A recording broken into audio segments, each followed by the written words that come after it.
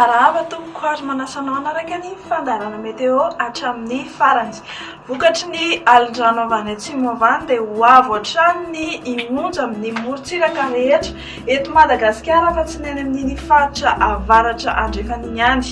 Tsy mbola tokony handrika araka izany ny mpampiasa ranomasina. Etsanan'izay ihany koa dia hatratra 50 hatramin'ny 80 kilometatra isan'ora ny herin'ny tafio-drivotra eo anelanelan'ny Sambava sy Cap d'Ombre sy ny any amin'ny morontsiraka atsimon'ny Madagasikara iray manontolo any.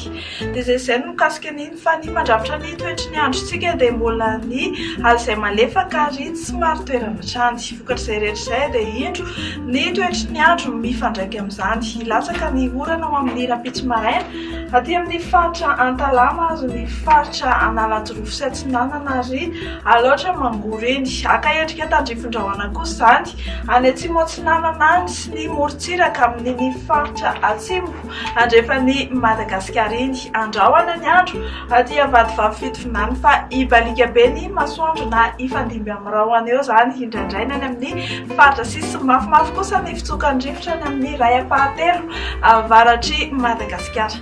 Ho amin'ny rapitso tolakandro dia anorana hatrany ny faritra Antala, Analanjorofo ary Atsinanana eny. Iseho kosa izany amin'ny takariva sy ny amin'ny alina ary somary aka endrika tandrifin-drahona any amin'ny faritra avadivavy fitovinany atsimo Atsinanana ary Tolagnara. Anorana tandrifin-drahona mety ho alakotroka ho anareo any amin'iny faritra Analalava, Ambilobe, Ambanja, ny Atitany, amin'ny faritanin'ny Toliara iray manontolo iny ary ny ilany andrefan'ny Vakinakaratra, Amoronmanihy, Hotomatsiatra sy Iorbe.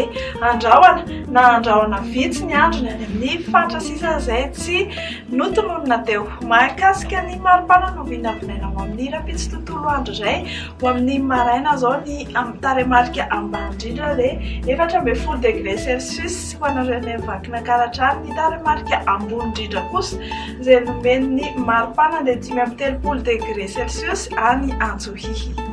Ibalika be ny masoandro amin'ny rapitso fahatry La Réunion sy Paris. Ifandimby eo ny rahona sy masoandro ny Milan sy Comore ary ny fahatry Johannesburg. Anorana ny fahatry Seychelles. Laka endrika tandrifin-drahona izany any Nairobi, Bangkok sy Maurice. Dia izay aloha ny vaovao mahakasika ny toetry ny andro azonareo sanareo manome fotoananareo ny tenako amin'ny rapitso. Velomatok.